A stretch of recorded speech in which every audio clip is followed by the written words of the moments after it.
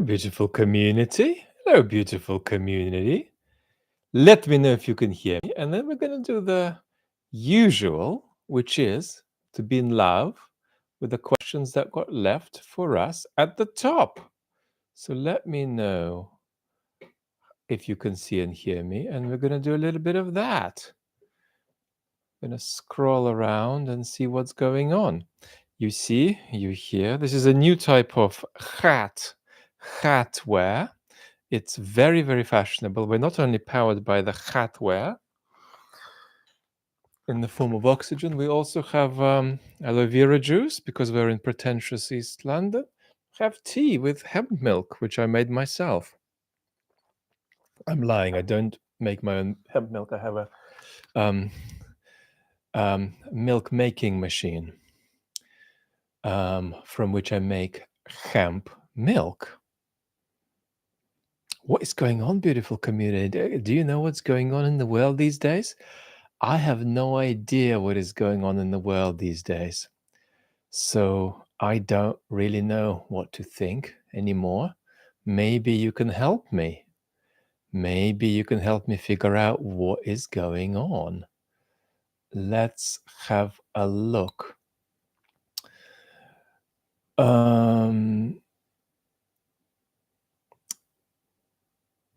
Thanks for all the fish was asking, hey, Vlad, not sure what you're going to say about Musk. I don't think that he will depart from power ever. People like him just cling.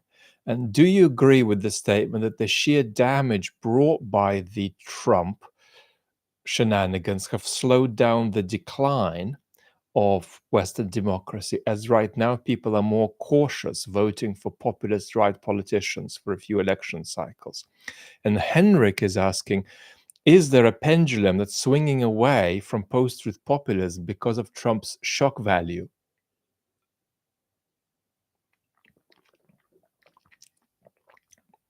Good day, Jarrett. Hello, Grace. So my psychological analysis of Musk is that he can't rebound. So somebody like Joe Rogan, who endorsed Trump but obviously isn't directly involved in politics, can de-radicalize and re-radicalize and swing about a bit. Musk can't easily. So when Anthony Scaramucci says the Democrats, come on, you guys have to go out there and get Musk back over the next 5 years, I think that is in principle an entirely correct aspiration. But my feeling is that when Musk steps out or partly steps out from the Trump administration, and indeed after the Trump administration is over, whatever that means, whatever form that will take,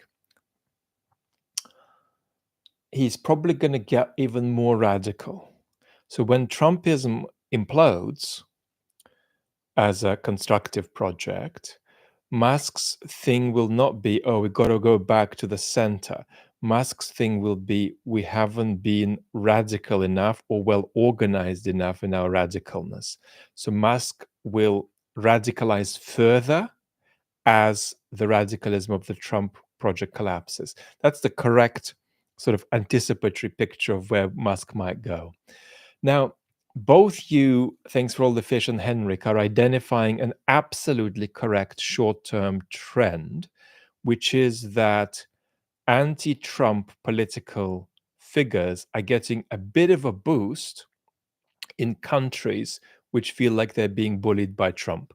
So you're pointing out an absolutely correct pattern that you're rightly observing. But what does that really mean?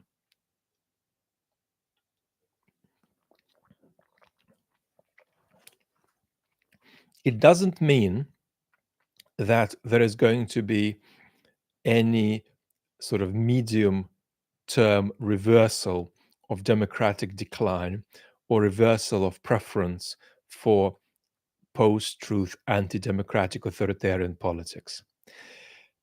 the pattern you've observed is correct, but the big picture analysis still says that Trump is a major accelerator of Western democratic decline. So Trump will accelerate democratic decline in Canada, um, in France, in the UK, and not slow it once we put everything together and look at it in a kind of a 5-10 year period. So the pattern you're observing is correct, but I'm afraid that fundamentally Trump is an accelerator of unconstructive political forces globally. Let's have a look.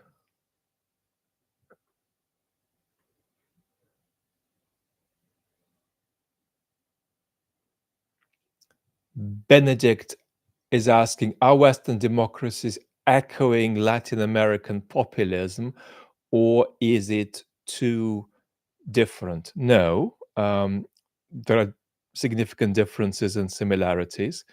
Economic instability is an extraordinary source of political turmoil in South American countries, and that's not true in the West. At the same time, the discourse of the majority versus the elites is very much shared. The way you analyze it, sort of, if you like, country by country and figure out what's global and what's local, is by above all understanding that some of the ideology, some of the ideological materials being used are a kind of mosaic with a lot of its bits present in many, many different countries, but in slightly different shapes. And as long as you understand that ideologies are fuzzy at the border, that should help you make particular comparisons between one country and another. Alex is saying, this is going to be quick because this is not on politics. Is there anybody on YouTube you know who talks semi-intelligently about art? There's a lot of content on YouTube that's good on art. Above all, some of the documentaries of Robert Hughes, the Australian American-based art critic who passed away quite a few years ago. Anything by Robert Hughes on YouTube, I endorse in rather the same way that I endorse Brian McGee's philosophical content. If you can also find some docs or interviews with John Richardson, the Picasso biographer, I highly recommend it. And there are a few films of David Sylvester, the UK art critic who died about 20 years ago. And I highly recommend that too. Russ, any thoughts on the Fermi paradox and any implications for humanity? Let me try to tie this to politics. So we start with the idea that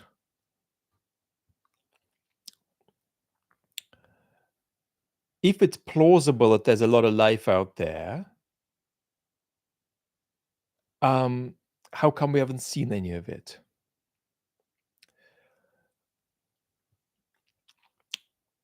Now, there are elements of this that are just nothing to do with my expertise. There are scientific questions there, and quite frankly, I'm not any better at answering them than any of you. Now, there might be some somewhat philosophical questions about what life is versus what intelligent life is. There might be some philosophical elements to the discussion of how long it makes sense to think of sophisticated life persisting once it gets going. But there's much here that's just scientific that I can't comment on. What I think it does translate into in terms of a political question for us is, how does going extinct affect our politics? Now, we obviously know that going extinct tomorrow like, it's going to have an effect on our politics. Going extinct in 80 years is going to have an effect on our politics. It's going to be the most revolutionary thing you could imagine. But what if somebody said that we're going to go extinct about 2000 years from now? How much would that affect our politics today?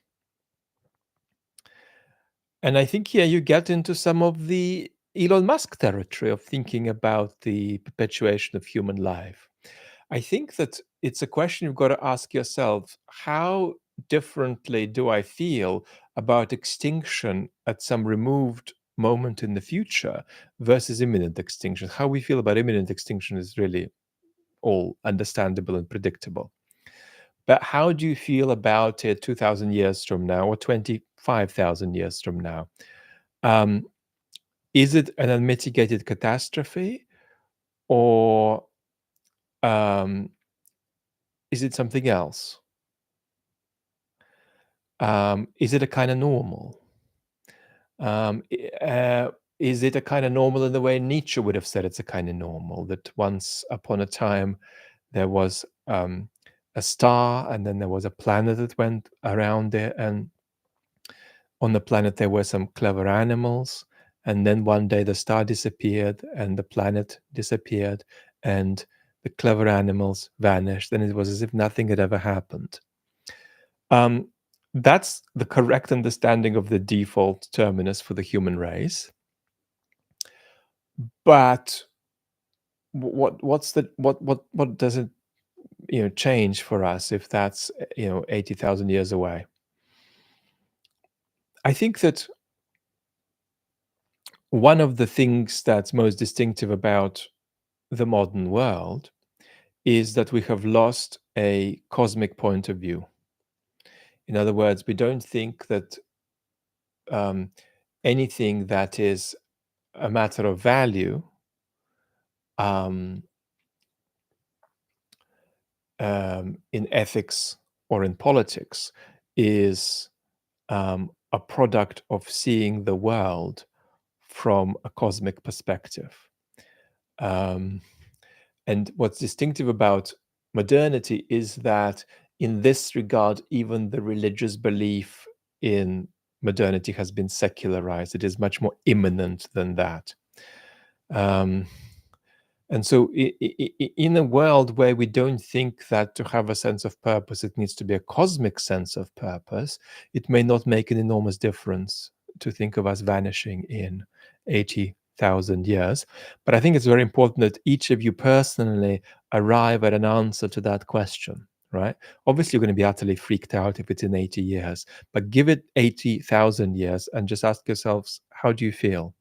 And is there not something unhealthy or fetishistic about wanting the perpetuation of this thing indefinitely?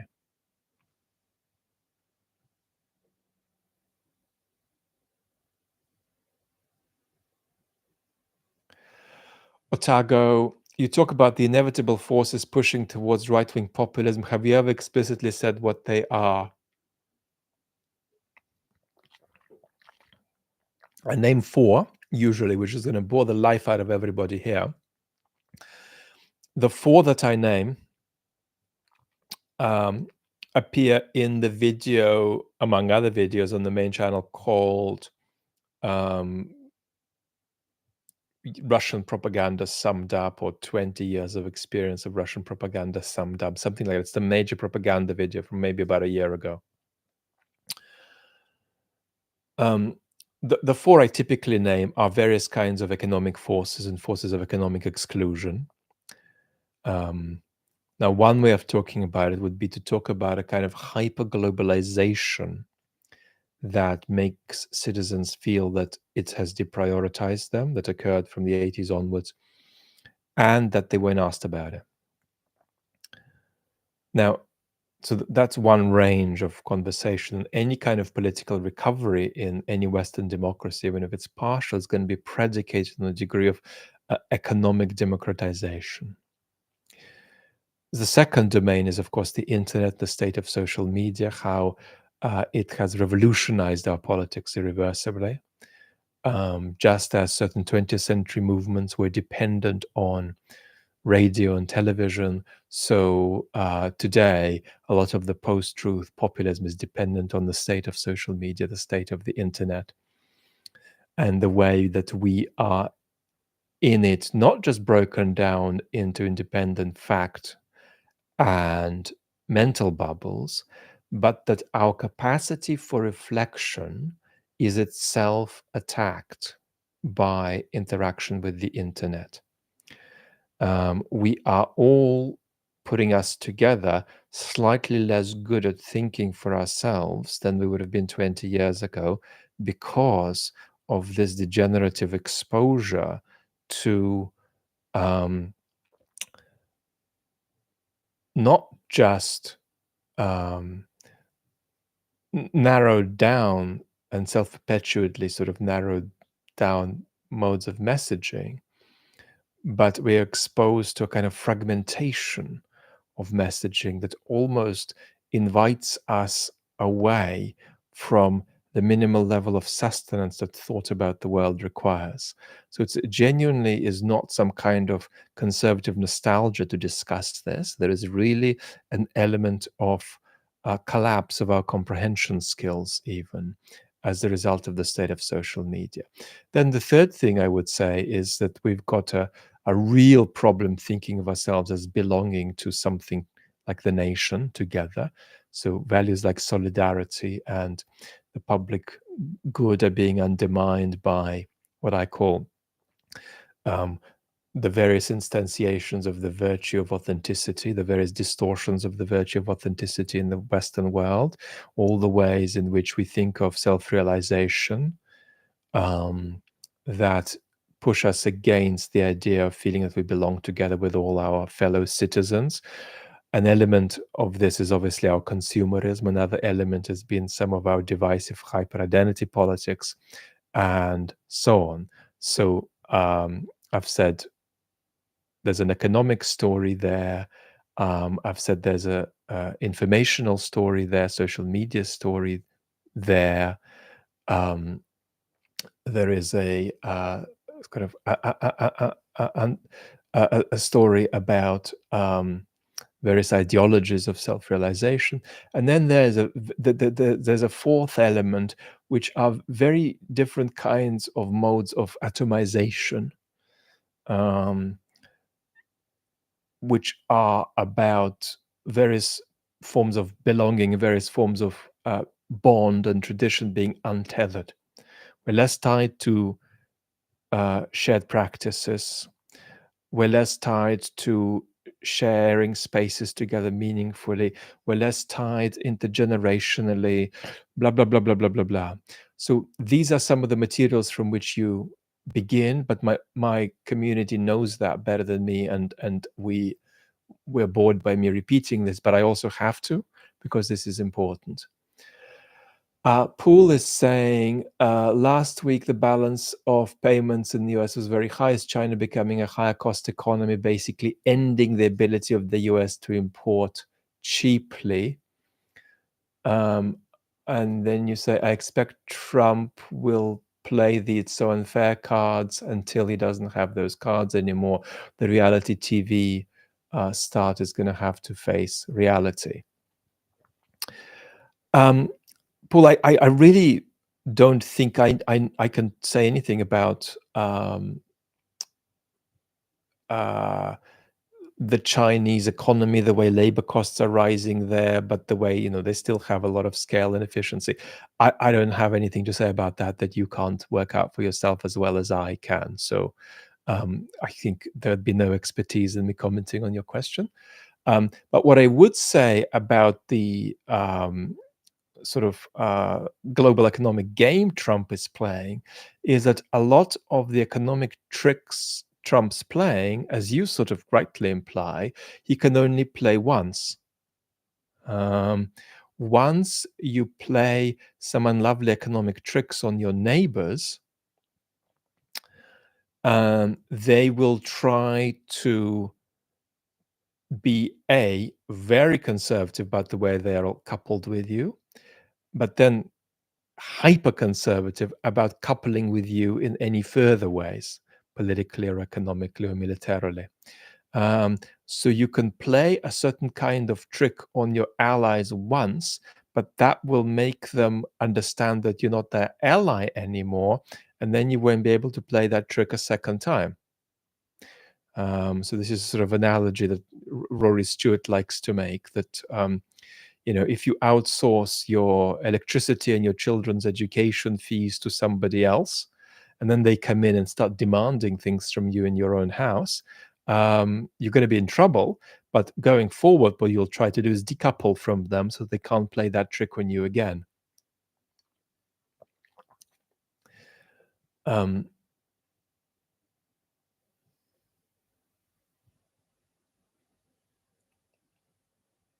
Let's find one more. I'm grateful for this ritual that we do to honor the people who leave questions behind before we start. Alex, Vlad, oh gosh, I may not have enough oxygen, Alex, for your question. Vlad, when the headlines in our politics feel like hallucinations, like President Trump re Greenland, how do ordinary citizens maintain a coherent civic imagination? Well, there are two elements. I need my brain cells to work better because this is a very demanding question. The first thing you want to do is to maintain a sense of reality and make sure you don't go potty. That's the baseline. The second element is that you then want to go ahead and develop a bit of a civic imagination, but that's more the second, more privileged stage. The best way of not thinking that everything has gone to pieces to the point of madness is to look at history and to make a distinction between the recent past, by the standards of which Trump is just an unmitigated insanity, and look at history more broadly, 100 years.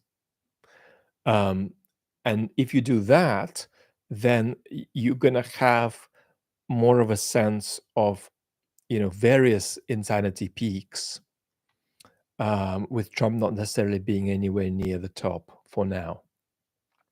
So that's one thing you do. The second thing you do is that you don't allow your nervous system to yo-yo too much. So if your nervous system is yo-yoing with each sort of media day, news day, you're overexposed, or you're not sort of prepped enough to be exposed. So stand back. And just understand that there are 3 or 4 bigger patterns going on, and be good with that, right? You don't need to wake up to Trump's tariff announcements and however they change, every Tuesday. Now,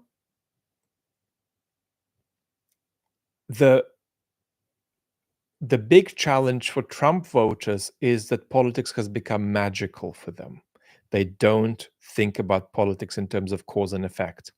The big risk for you guys is not that, right? We've got 700 of us. The vast majority of you can tell me pretty well about the basic institutions in your country, about who has what power. So for you, there isn't an issue of magical thinking about politics. But there is an issue of magical thinking in some other way. So one kind of magical thought to avoid is magical thought that demonizes voters who vote for democratically unconstructive. Thank you, Rachel, for telling to smash the like button. I don't. I hope I'm breaking some kind of record. I may have asked people to smash the like button for the first time now in 3 years on any channel, I think. It's not a habit. So I think the biggest sort of magical thinking risk for us is that we simply demonize and are very shallow in the way we think about Trump voters, for example. But I think that's not quite what you're asking. What you're asking is how do you not think that the world's going potty and yourself sort of avoid going potty? And is there anything to offer here that's better than it's history, and we've gone through a positive historical moment, and now it's looking less lovely, and that's itself a version of historical normal. Is there anything else we can say about that? I think that we can say two things. Understanding life is living life to some extent. So the better you understand what is going on, the less it's going to traumatize you. But by understand, I don't mean factually follow closely every little pronouncement some kind of post-truth populist makes. I mean just understanding what's going on. So if you're in the United States, what is Doge, right? Understand what's going on. What is the Trump administration's motivation for Doge? What is Doge actually doing? What effects is Doge actually having? So having detailed views about this, right, even if they are quite pessimistic, right, that Doge is actually a mechanism of deletion of state capacity. That's what it is. But then it's a version of normal in a sense, because you have a certain kind of monarchist political project here that needs to delete state capacity to clear a certain degree of breathing space for the monarch. Now, just having a sense of what is up is itself going to unfreak you out a bit. And then something else that helps is action, doing something about it. And that can take two forms, either doing something about it politically, like making sure that you are extra constructive in how you talk politics with people that you love, or being extra proactive about making sure you exercise your rights to vote every time you get offered to use them. But it might also mean just being constructive in non-political things you do, um, and thinking that you're making a positive impact that way. One of the things that helpless humans misunderstand most readily about the world is their capacity to make a positive impact on others, right? We are very good at understanding how we impact ourselves, how we get impacted by others ourselves, but we dramatically underestimate how we impact others, right? We dramatically underestimate how we positively impact others. And so you positively impacting others at a time when your politics is wobbly is a very important contribution to society, and you shouldn't be shy about that. And if to do that, you need to work on yourself a little bit, then do that too. But you can do both, right? I'm not going to be Jordan Peterson here and tell you to, clean your room before you constructively partake in society. So, constructive action, doing anything that sort of empowers you about your impact on the world, even if it's outside of politics, and then real understanding of politics. Real understanding of politics. That's right, Rachel. If we just look here, look at that pile of random stuff. One of the problems when you've got a chronic illness is that books keep arriving at like 10x the rate you can read them. And if you go through there, you've never been through their beautiful community. There's a big stack of uh, uh, wooden wine boxes filled with books going all the way up the wall, blah, blah, blah, blah, blah, blah, blah.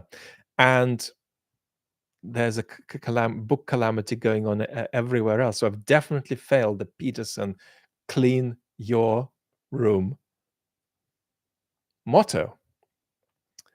So we've done a little bit of that.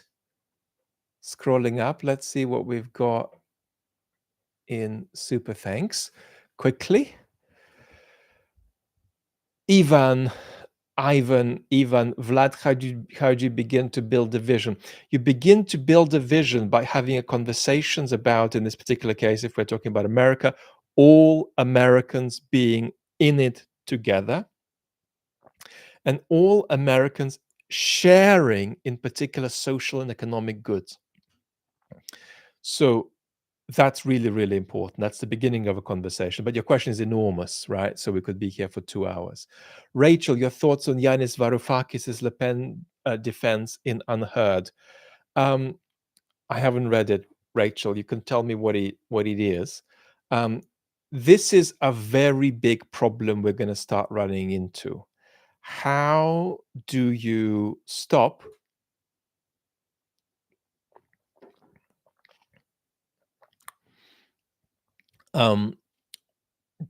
unconstructive right populists, and what ways of stopping them are constructive versus what ways of stopping them are unconstructive? So, for instance, to the consternation of some members of the beautiful community, and to the consternation of my mailbox, which got filled with some outraged messages, it's always been clearly my position that the litigation campaign against Trump was going to be, just because of its mass effect, counterproductive.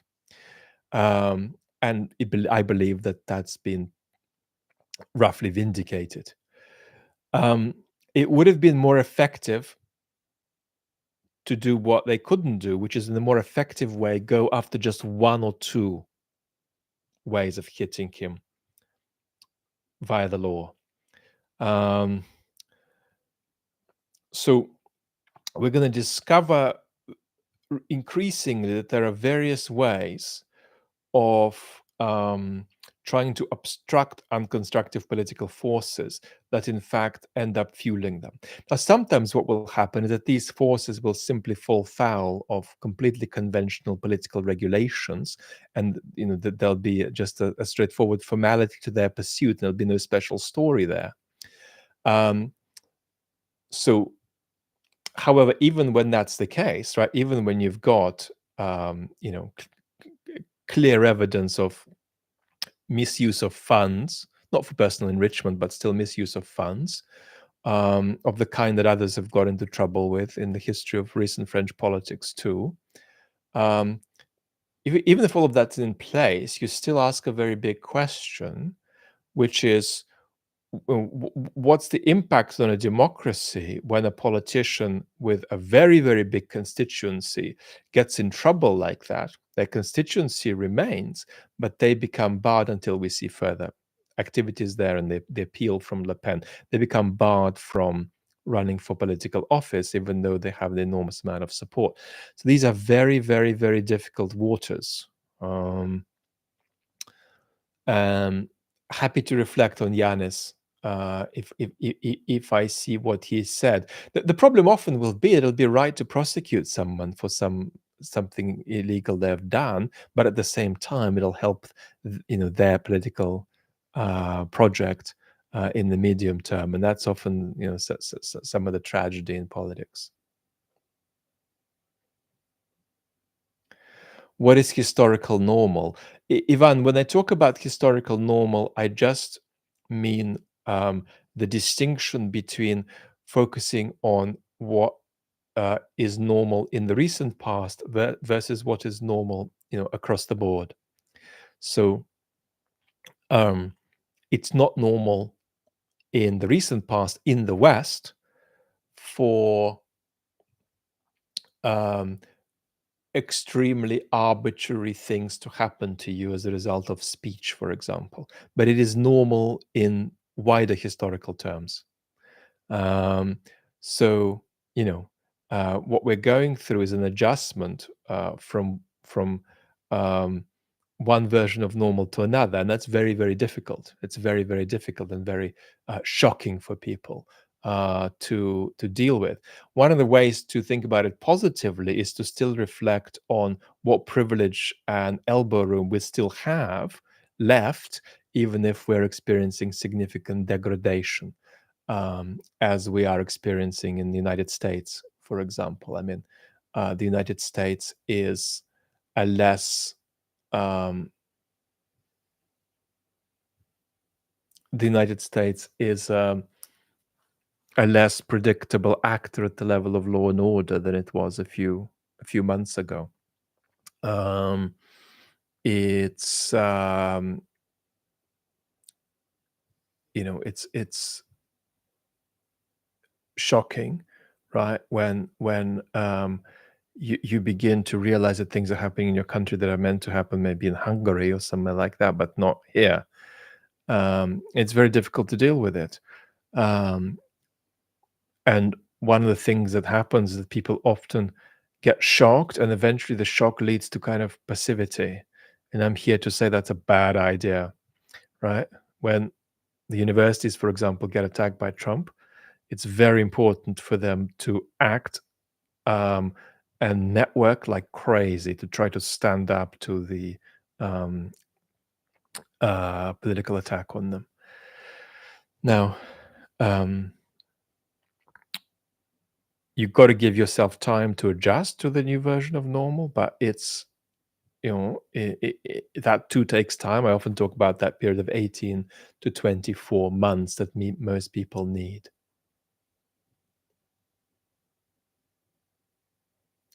Birds aren't real is saying, "Hi Vlad, what do you do if the only political actions available to you are performative? My country has just restricted freedom of assembly and only a couple of thousand people protested with no clear goal."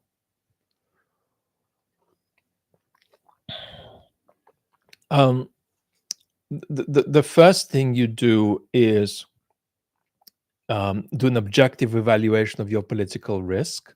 You don't want to do something that's going to get you into trouble, such that you won't have the freedom to ask anymore the question of what you should do politically. Um, there is no sharp distinction between effective and performative political actions, even though there is a distinction in general. That's because certain actions are important in showing people that they are not alone. Look at how this manifests in Russia. One of the things that the Putin regime has very successfully done is convinced Ricky on floor 8 of some apartment block in Voronezh that another Ricky on floor 7 supports Putin. And this other Ricky believes that the first Ricky supports Putin, but it might be that neither of them do. But both go on as though they do because they think the other one actually does. So that's a very important pattern of, if you like, tyrannical takeover. You make people feel that they're alone when they're not alone. My apologies, I've run out of plasters. I'm just cut myself. So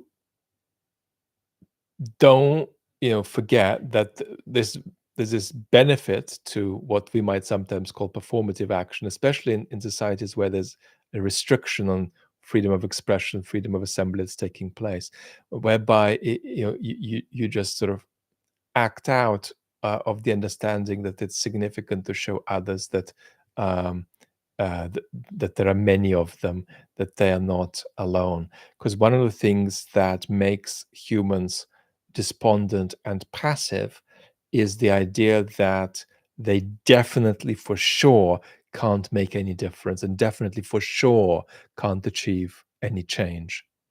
Um, that's not an answer to your question, but in a way, I think some of our political chats on the chat channel cumulatively might be a better answer.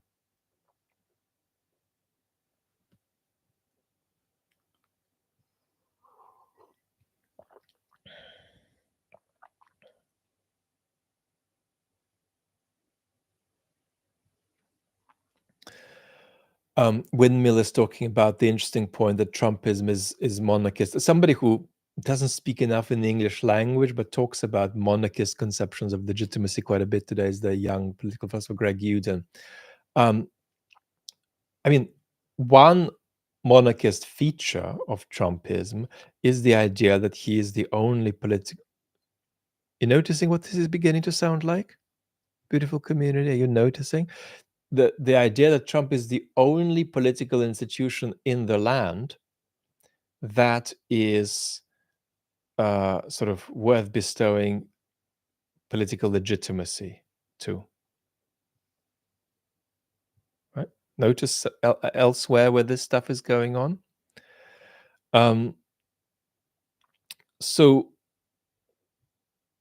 I am planning a video on the main channel, which is again just delayed for health reasons, called maybe something like "Why Putinism is Coming Your Way," because we often talk about losing to Putin in negotiations.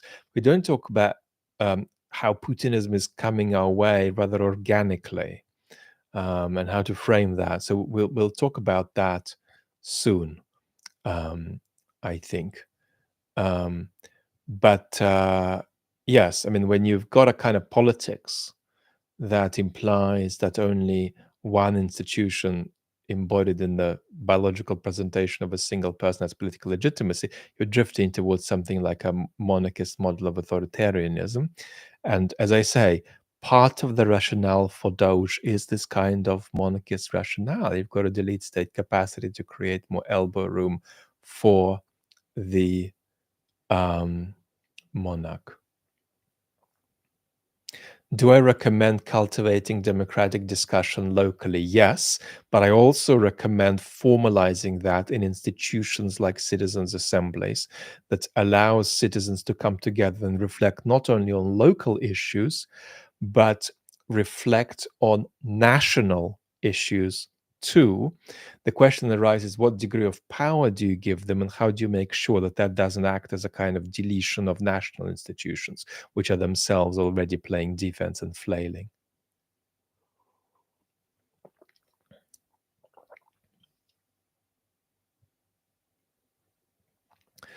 How do I best, Rune is saying, how do I best talk to friends and family that struggle with the friend-foe thinking about the quasi-Trump voters?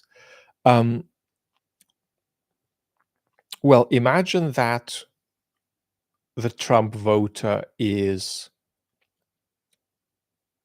um, not millions and millions of Americans, but just one person who you're trying to negotiate space with, and they've come over for dinner. And you're trying to persuade them because you need them to take your side on some issue, let's say. Um,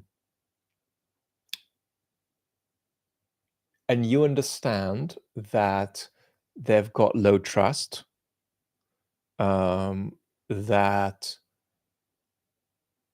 they don't do well when you present facts because they try to suggest that there's something behind these facts that's more important than the facts, and the facts are fuzzy or constructed by some malign actors.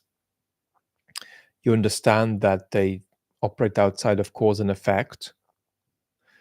You understand that they're feeling this crisis of political agency, right? I've said all of this many times on the channel, so just you can build this picture up for me. And then imagine that your friend says, okay, well, I get that that's what they like. Why don't I come up with a strategy? My strategy is to sit there and tell them they're stupid and irrational. Now, if that's your approach, obviously you should be a little bit embarrassed by how ill-suited it is to the circumstance. You're talking to somebody who is distrustful, floating, dejected, poorly regulated, sort of suffocated, devoid of agency. What do you need to do? You need to empower them. You need to reassure them. You need to make them feel valuable and seen, right? Then they might begin coming out. But if you call them ignorant and stupid, you should be very embarrassed of that strategy, because you yourself know how spectacular it's going to fail even before you try it. Let me give you another important perspective. Voters are multifaceted, just like my hipster aloe vera bottle. So they might be feeling one political sentiment here, but they're also feeling another political sentiment here latently, and another here, and another here. Your job is to build up their capacity to express political sentiments that are in them that are repressed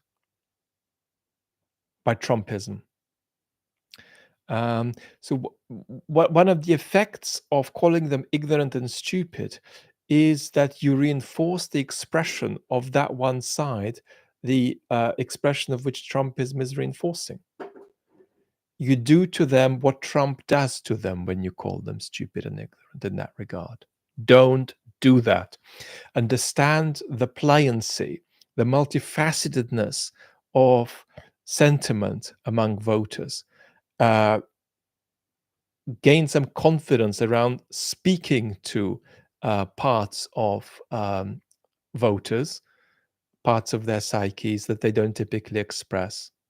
Appeal to them, right? Do not think that voters are two dimensional just because they, in a historical moment, mostly act as though they're two dimensional. Voters are never two dimensional. And good politicking understands that and has a way of appealing to it. Instead of doing this, what the Democrats and much technocratic centrism does is passively play defense and not try to appeal to the other sides of these voters that aren't being activated, that aren't being exercised, right? So it's about grasping that truth and then being courageous and speaking to parts of these folks until these parts begin to come out more.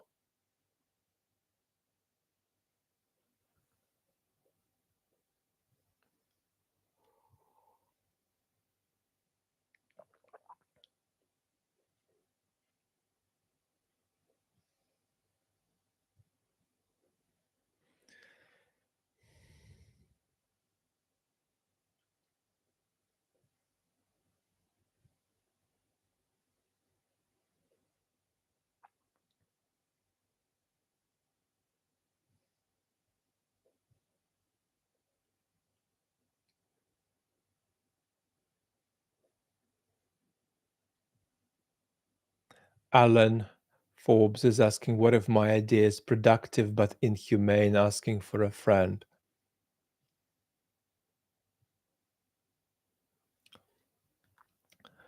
I mean, a lot of the historical harm done to humans by humans has been a product of sincerely held ideas, sincerely applied in practice.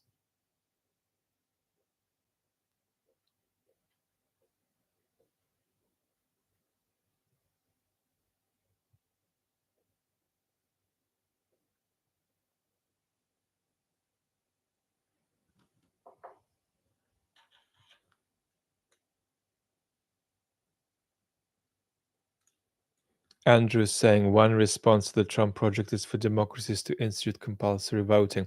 Compulsory voting is something you have to think about country by country, but my tendentious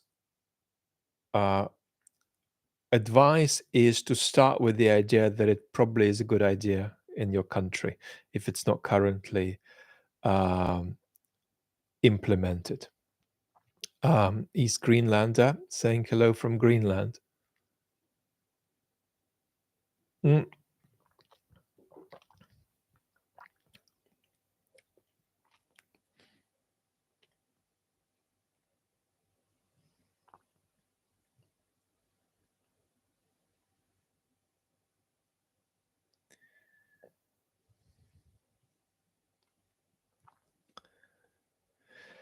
Vlad, how would you think the Democrat will benefit in shaking up those Trump voters that need appealing to, like you described? Because I think for all that matters, they might abandon Trumpism but not conservatism. An ideology like conservatism isn't what you're worried about them not abandoning at the moment, because if they became constitutional conservatives, you'd be so happy.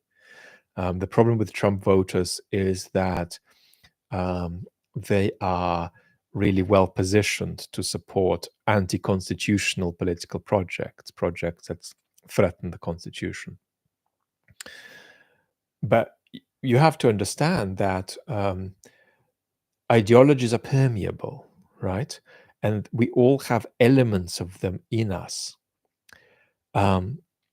I mean, for example, I have elements of conservatism in me, even though tendentiously, this would depend on which country you put me into, but tendentiously, I would vote anti-conservative over the last, let's say, quarter century. Um, but I have elements of conservatism in me. Every socialist has elements of conservatism in them, and every conservative has elements of socialism in them, and every socialist has elements of liberalism in them, and every liberal has elements. Ideologies are permeable. They don't have sharp borders, and they sit in people in kind of awkward and incomplete and fuzzy and pliant and shifting ways. So we have to stop thinking of ideologies the way political theory textbooks might, tell us to think about them as a set of articulated propositional commitments in politics. They're not. They're about various kinds of images that float in and out of each other, right? So even when we talk about a nasty ideology like fascism, it's not possible to say that at this point you're completely out of the wash of that ideology. And here you're already a little bit in it. There's going to be no sharp border. It's not possible for any of you in this room to be completely free of certain kinds of dispositions that trend fascist, right? It's just that you want them to be relatively minor. I mean, for instance, the center of fascist motivation is the idea that you want some kind of radical transformation of society, delivered by a certain kind of elite, that is a leader who is identified with the state, that's identified with the people. But that kind of radical transformation should be a return to the past, right? So as Jason Blakely shows in his nice book Lost in Ideology, fascism takes from socialism the idea of radical societal transformation, and from conservatism the idea of return to a past. So it's all an ideological wash, and we have to get a lot more confident about reaching people, about being able to get people. Our trouble isn't that people are locked in ideologies. Our trouble is that we think that they are when they're not. And our trouble is, of course, the communication piping system of our society is very, very broken. Right? I mean, we're all in a bloody bubble right here, right? The degree of agreement in this room is higher than healthy between all of us. It would be good if we had a bit of more of a pluralistic space. I try to push for that a bit, but it's very difficult in this information environment.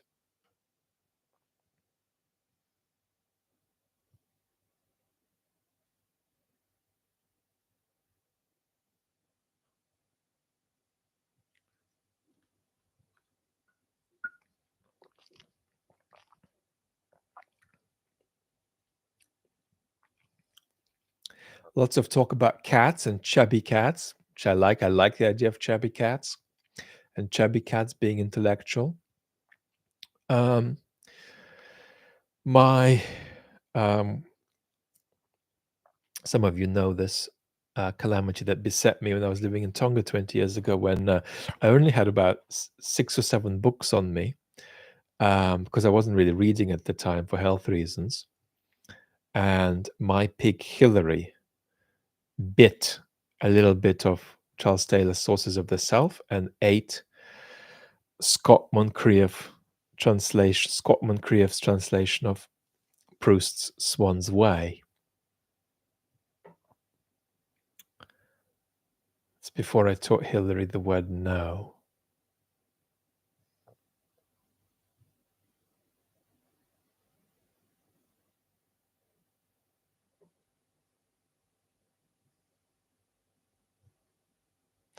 Vlad says, you'll be pleased to know that I'm very much right-wing in a real sense, not MAGA.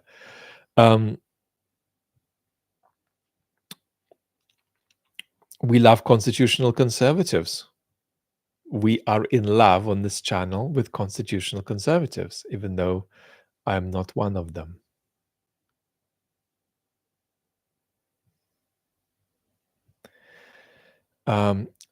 Death for Skate is asking, Vlad, has your traumatic experience with the shark at the bay made you fearful of swimming in the sea? So I can't swim in the sea now for health reasons, but no, I'm not remotely fearful of sharks swimming in the sea. I mean, there are some hot spots where you've got to be intentional. I mean, but one of the um, uh, one of the places that I love the most in the world, my favorite beach in the world, is a place called Karakalinga in South Australia, and maybe something like 10, 15 miles from the coast, there's a sort of an island with a sea colony there. So you've got to be careful about great white sharks there. But the incident you're referring that happened in Tonga was very unfortunate, and a 24-year-old young woman um, uh, didn't survive an attack by a big tiger shark, and all kinds of factors that were very unlucky played in that this happened at a certain time of the day, that she was following a boat, that it was just in the wrong place, fresh water met seawater there, and all these sorts of things that sharks like. And she was alive for about 10, 15 minutes. But while there wasn't a hospital on the island group, I think a hospital wouldn't have helped. So it's a uniquely contingent disaster for a young person. It's ultimately terrifying for us, but the numbers of shark attacks are very, very low annually, globally. So no, my my best friend in the world, second best friend in the world, Greg, who died prematurely in 2011. I still talk to him every day. Did have a phobia of sharks, including almost on land. You could scare him just with imagery of sharks, even if he was nowhere near the water.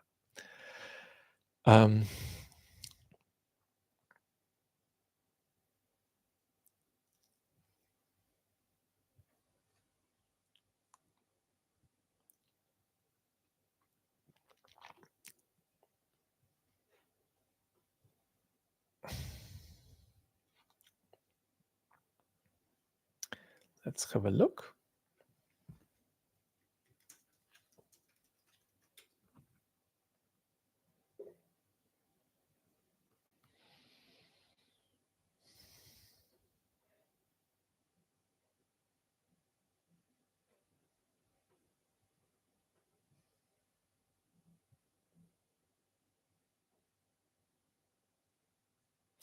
What does the failure in Wisconsin mean for Musk as a political actor?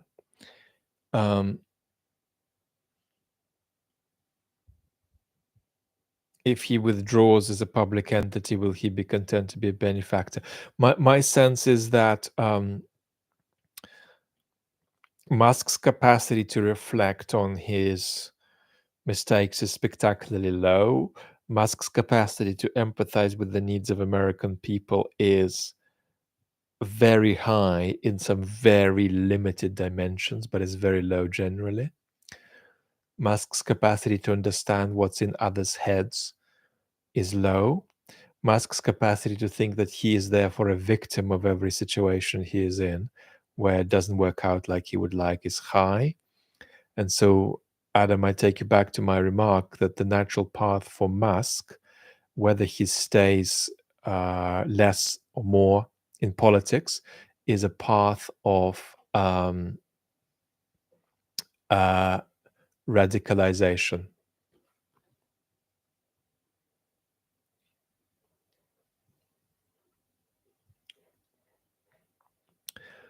So that's how I think about that.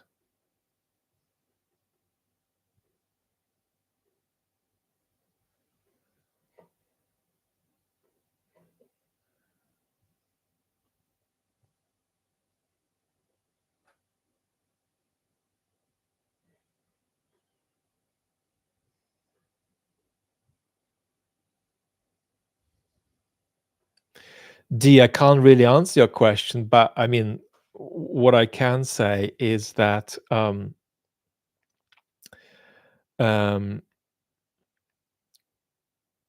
we are moving into an age in which we have a US administration that thinks of its military and economic policy in terms of spheres of interest.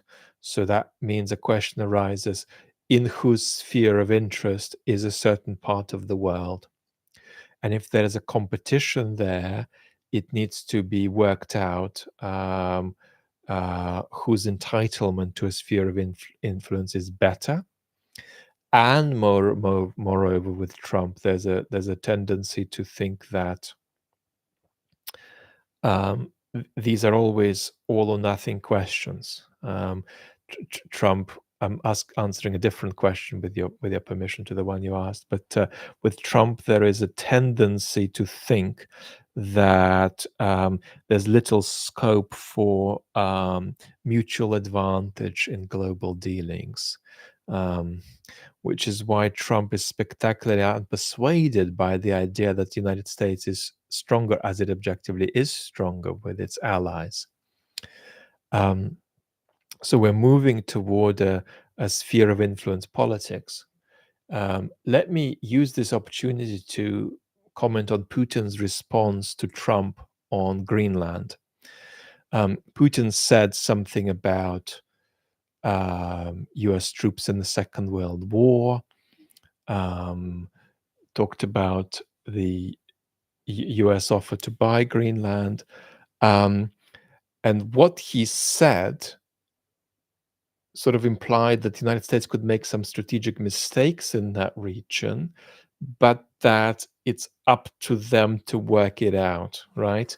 So Putin said, goody, you're going to offer me sphere of influence politics. I'm going to embrace it. I'm going to praise your Greenland enterprise. I would take Trump's rhetoric on Greenland seriously, and I would be uncertain about what Trump is going to do.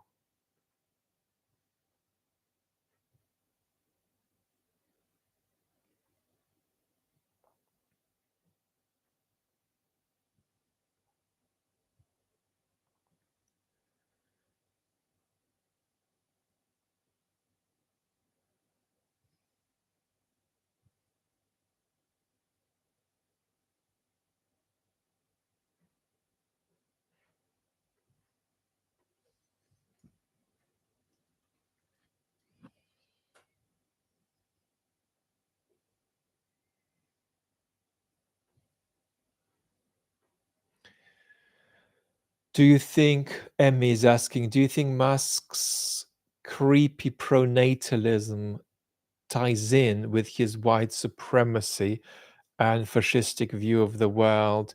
Do you think we'll see more of it with ecofascism coming down the pipeline? It's worth doing a kind of a breakdown of what we think is going on in Elon Musk's head, even though he himself has little control over it. I do think that Musk's journey will be a journey of further radicalization, most likely. I also think that we are going to get an exclusionary, authoritarian, anti-democratic absorption of pro-climate politics, and in the coming couple of decades. And I've promised to make a video on that, and I will.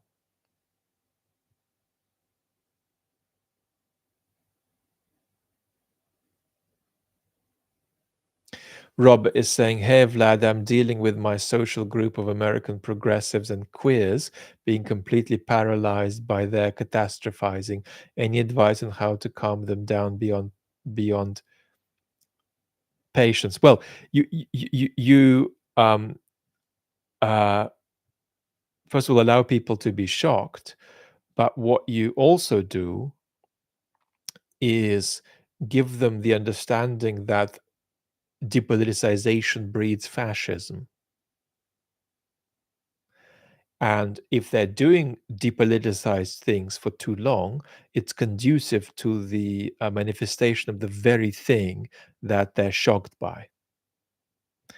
And there's also, I think, a kind of story that says, look, it's important to be clear that when there are avenues to compete, when there are avenues for political conflict and sort of pluralism, you take advantage of those, and these will remain in the United States. As an American citizen, you can effectively compete against Trump, and you'll still be able to do that in 2028. Trumpism will significantly harm, but won't end, US democracy in overwhelming likelihood. It'll be harder to compete. It'll be harder to compete. We are seeing, right, a kind of deletion of political pluralism in the United States that the Trump administration is engaged in.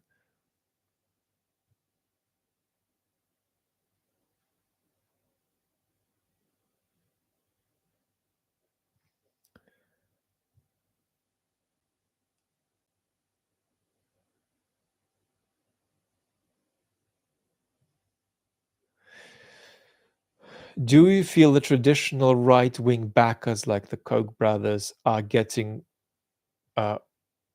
something that they want, whether they're alive or not, or is this something very different to what they want? It's different because you're getting an unconstitutional exclusionary politics, and these guys tend to be constitutional, and they want predictable politics, and the economic benefit of predictable politics.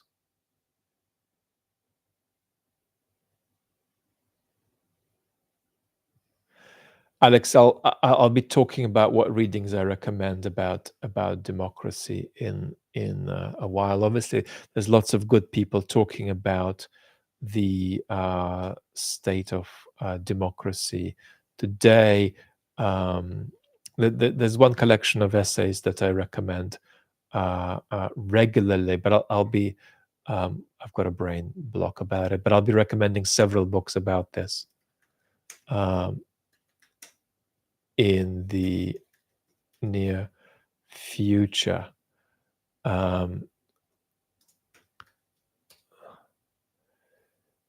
Degenerations of Democracy is the book I recommend, and Charles Taylor is one of the authors. But I'll be making book recommendations. Rob Allen, would you do debates? So there are two reasons why I am skeptical about debates. A minor one and a major one. One is my illness. That's to say that even just sitting here, I'm a lot less articulate than I would be if I weren't ill. And how articulate I am very much depends on the day. So the lability of my symptoms means that it's a bit of a pot shot how fresh I'm going to be feeling for a debate. I'd never feel fresh, but how much I'll be weighed down by physical and cognitive symptoms. That's the less important reason. The most important reason is that debates equalize. So if I were to debate, I don't know, Brett Weinstein about something, there'll be an equalization between somebody who has lost their way in the algorithm and somebody who thinks clearly and lucidly and is much more comprehensively educated than Brett, who has a very narrow range of reference with evolutionary psychology. And as a result, tries sort of humiliating things like trying to explain the beginning of the Second World War via evolutionary psychology. So there is equalization in debate, and that's often a problem. I'm sometimes invited to a pod to which I've said so far no, because they do debates. But I'm going to say yes to it, I think. But tendentiously, I'm skeptical about debates because there's just an equalization that occurs. If you debate, is it a good idea to, jump out of the window? Um, the for and against arguments will have a tendency of sort of splitting people down the middle. Um, there are also, of course, some things I don't debate. I don't debate things that should be a matter of scientific consensus, like human influence, climate change. I don't understand the point of debating that politically. Um, so that's my view. I mean, we tend to live in a culture with equalization as a very, very big danger. Um, and it's really difficult to avoid it in debates. So debates sort of magnify this, right?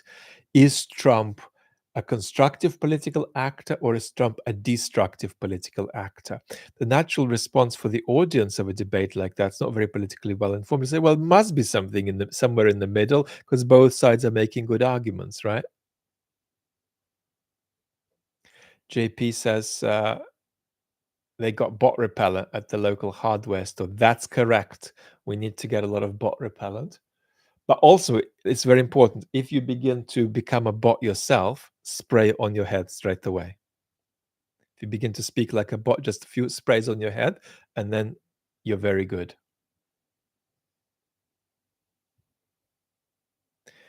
Xenium is saying, I asked this on your ME Diary channel, Vlad, but I don't think you saw. Have you given quercetin a try? Seems to work for myself and others. There's always a problem with giving people even sort of gentle medical advice like that, because the odds are, if they're chronically ill, of course they have, right? Uh, Nobody who thinks about mast cell activation as one of the expressions of their illness would have failed to try about 20 things, including some pharmaceuticals and nutraceuticals, and that would obviously include quercetin. One of the good things to reflect on with MCAS is the work of Theo Theocharides, and some of the he puts together some nutraceuticals too that a lot of medical professionals recommend. But I really tend to recommend to everyone, don't ask chronically ill people, have you tried this?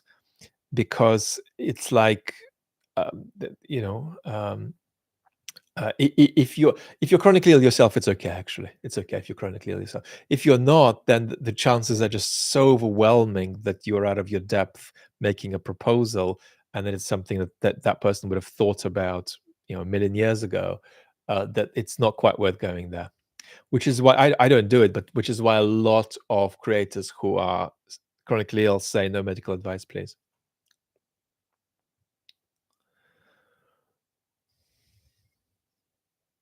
Yeah, I'm glowing. Something is wrong with the light here. I need to reflect on that. I'm not actually glowing. This is just a visual illusion.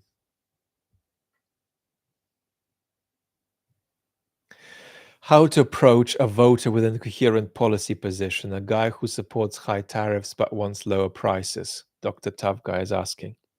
Well, this is the paradigm of thinking outside of cause and effect. I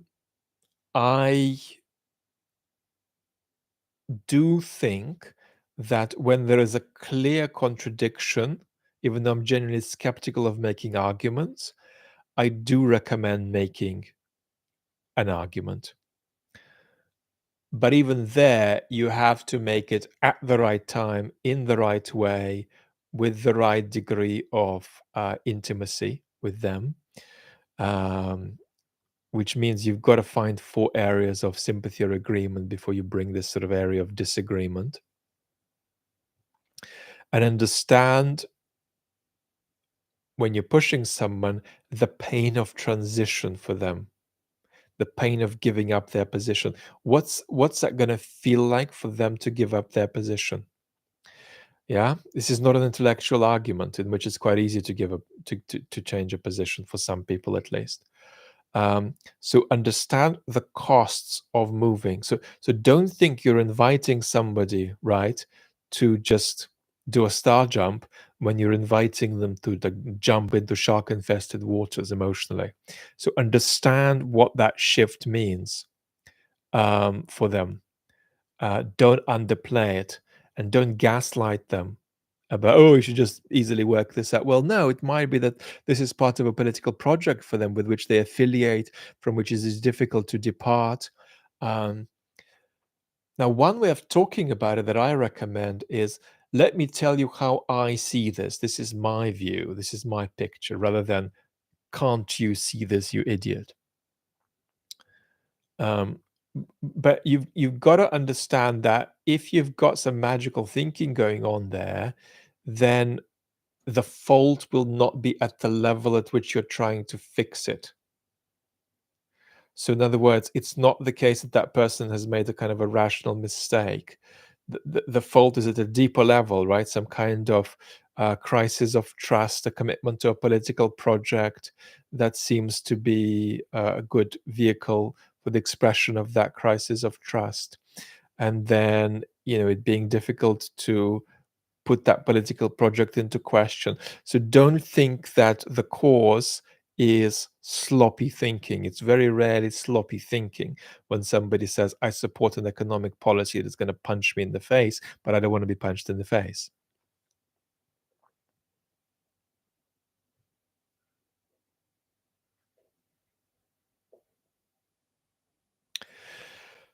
Um, Jazz FT saying there's no way I'm not using the word idiot. Look, this kind of raises an interesting question. Do you maybe think that we collectively deserve to lose our democracy? Because we're a bunch of idiots. So Trump voters are a bunch of idiots. We're a bunch of idiots in some ways too. So if we're mostly a bunch of idiots, don't we just deserve to lose our democracy? And the way you answer it, I think, depends on your relationship with humanity. Um, my answer is always, and I think this really works in my favor as a minor public intellectual, my answer is always to say, yes, we are a bunch of idiots, but God, no, I'm not going to go and say that we deserve to lose our democracy. So my response is that I don't need humans to be amazing to love them and to want them to do well. I think that's actually a slightly less conventional move. Most people would want to say, no, we're not idiots. Or yes, we are, and then we deserve. But I'm saying we're idiots, but we don't deserve. We don't deserve to lose. So, my attitude to us as political actors is, yes, if somebody's jumping, as high as they can in a room with a 2-meter high ceiling and banging their heads, I'm going to want to protect their head. I'm not going to stand around saying that they deserve it. In some contexts, I'd be tempted to, but I fundamentally don't easily go there. But what I will go in for very strongly is thinking that what they're doing is idiotic. So I look at how ludicrous humans are, but it never leads to misanthropy for me. That's what I would say.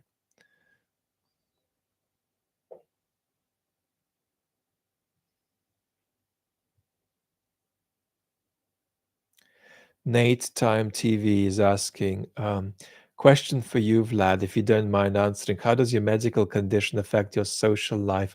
Do you find the ways to accommodate and allow yourself one? And if so, what form does that take? I do get an email once a week saying, Vlad, don't talk about your medical condition. I do get about 5 emails a week saying, Vlad, I'm ill and I've been very positively impacted by your content. And I even sometimes get messages from doctors saying, I've been impacted by your content, now helps me work better with chronically ill people.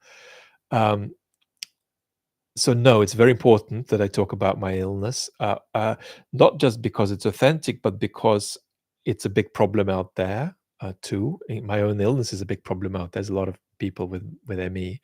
and a lot of people with post-COVID damage like I have. But then there is something else. You guys have to understand what the hell is wrong with me. Why it is that I'm sort of only working, an hour and a half, 2 hours max a day. Why has that been, and so where are Vlad's books? And so all of these questions arise. So of course, as part of our trust relation, we need to discuss my illness. So I found what happened to me in August with the microvascular and heart damage quite life-altering. It's altered my life. Beforehand, I worked about 3 hours a day from home, which wasn't home. Working from home 3 hours a day, it often was like 0, 0, 6, 6, that kind of thing, but 3 as an average. I freely moved around the house. And I went out of the house sometimes, and I regularly received visitors, maybe once a week, maybe once every 2 weeks. And I went out, but infrequently, maybe went out, let's say, at that point, twice a month, left the flat, left the house, wherever I was. This has altered my socializing. The first time since August that I socialized extensively was when my closest friend in the world visited from Australia a few days ago. And it's the first social interaction that I did for like 6 or 7 hours in a row in about 8 or 9 months. And I had for 48 hours there afterwards quite severe deterioration of my angina, my microvascular issues, my heart stuff, and so on. So it's tricky. But I do maintain a limited social life, and some of this is feeling like you're busy like a CEO is, because I have so little time, and I fit things into that little time window that I have, and that goes for my relationship as well. So it's possible, but it's very limited. So people are sort of on a holding pattern in the queue to see me, as though I'm, the most important person in the world. And after 6 months, they get their turn. So it's very, very limited time. And I would love to go back to August, where I had more capacity. And I'm doing my best, but I'm struggling with the meds I'm taking to up the doses correctly because I'm not reacting to them. So I'm in a series of catch-22 situations with that, and I haven't made as much progress as I would have liked since August. So yeah, there's a kind of on top of already being significantly disabled in August, I have an additional sort of nightmarish and unstable secondary illness now on top of ME, which is really difficult to really difficult to handle, really difficult to deal with. I still would say that I have a very rich social life, but it's in doses that are quite small, and is a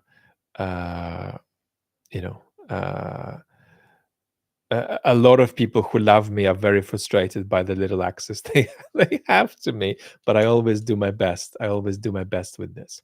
I'll be talking more about this on the Vlad's ME Diary channel, so follow me there, and I'll talk about this in more depth. I think I'm waning a bit. That was a little bit of a meandering answer. So let's begin to wind down, beautiful community. Are there a set of questions or a framework, Drinking Espresso is asking, that can help determine if a politician is post-truth?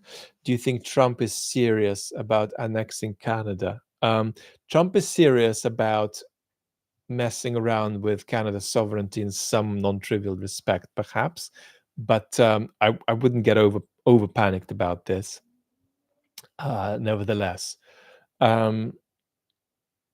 yeah, so it's quite easy to determine. A liar is somebody who still has a stable relationship to the truth. They just deny it. Um, a post-truth politician is somebody who does not make their lies consistent. So if I'm a liar politician, I am saying I have coffee here when instead I have tea. If I'm a post-truth politician, I say many people have said that it's a coffee here, but a lot of people are also saying that it's a tea, and some people have said that it's water, and yet others have said it's apple juice. A lot of people have been saying that actually I don't have a cup at all. We're going to have to find out what's going on. Maybe I have a cup, maybe I don't. And you say different things Monday, Tuesday, Wednesday, Thursday. So you're checking for um, not giving up on wanting to tell the truth, but giving up on the very difference between truth and lies, giving up on the idea of making your lies coherent, and also watching out for a feature of Russian propaganda. It's very paradigmatically post-truth propaganda, which is volume, right? So instead of denying the truth in one way, the post-truth politician will often deny it in 6 different ways, which are mutually incompatible.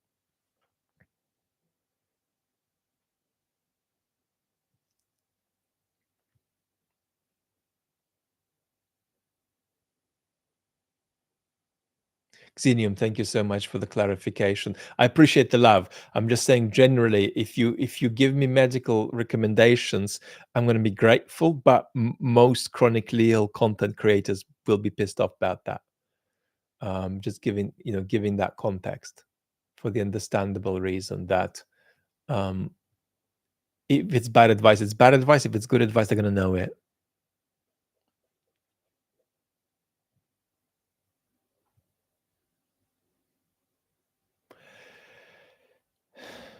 DJT, well, interesting initials there, saying, hey, Vlad, your channel is great. Never stop making videos. I won't. As long as I don't get kicked off for some bizarre, arbitrary reason or something happens to my health.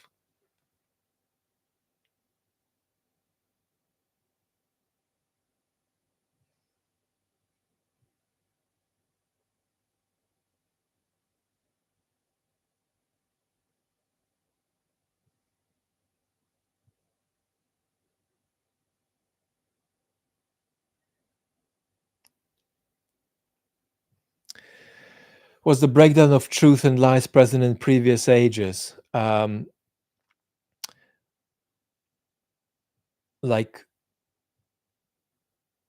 300 plus years ago? Well, the breakdown of truth was, but what we um,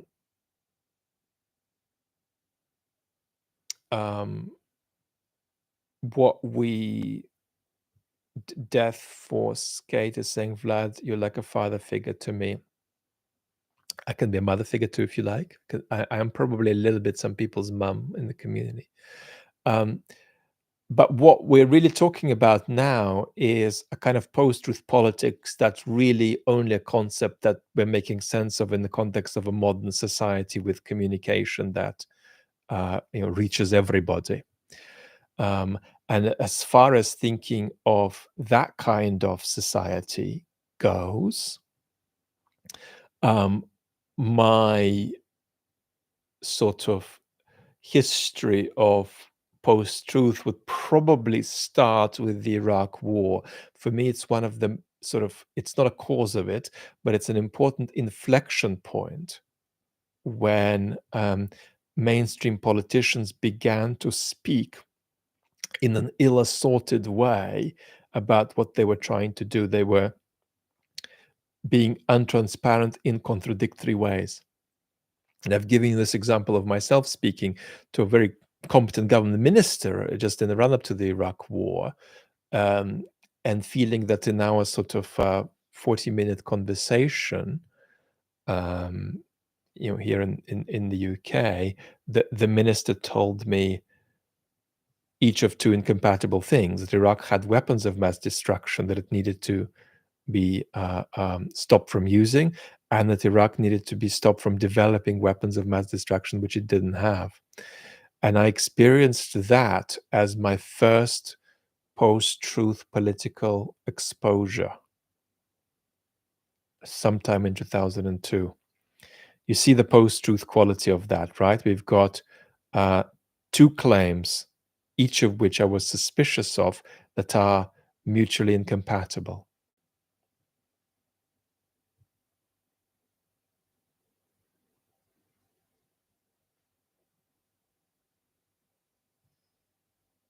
Malfitano, thank you so much for being a hero, making our discourse possible.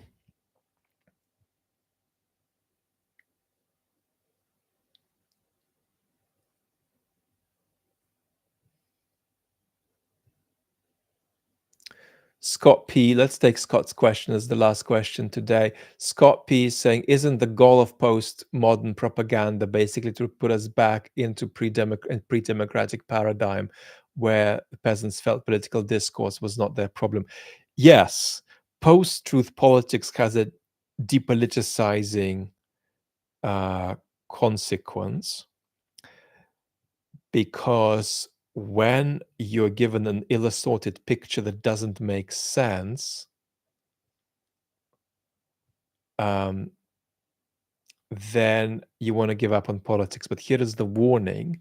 Historically, you can move from a depoliticized to a fascicized society quite rapidly. So we've got to be also conscious of how depoliticization feeds not just potentially tyranny, but political participation in tyranny by people who were depoliticized yesterday but got repoliticized. Drinking espresso is not a question. I want to thank you for talking about your capacity. That framing has helped me in my own struggles. Yeah, look, I mean, somebody with my health doing this is an act of courage. I don't experience it as an act of courage, but it is a bit of an act of courage in the sense that if somebody in my position said, I'm doing this, I would tell them it's an act of courage.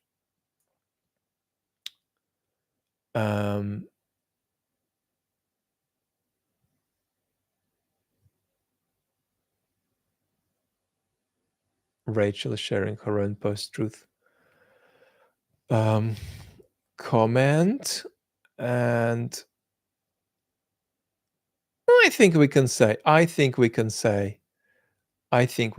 that we're okay to say goodbye. Therefore, beautiful community, thank you very, very much for being with me today, and I'm going to see you very soon with lots and lots of love. I'm going to be doing lives and just chats if I'm in the countryside. If I'm in the countryside, I still don't have the capacity to do a live there because of the internet quality. I'm going to try my best to work on that, although it's not easy. Lots of love, everybody.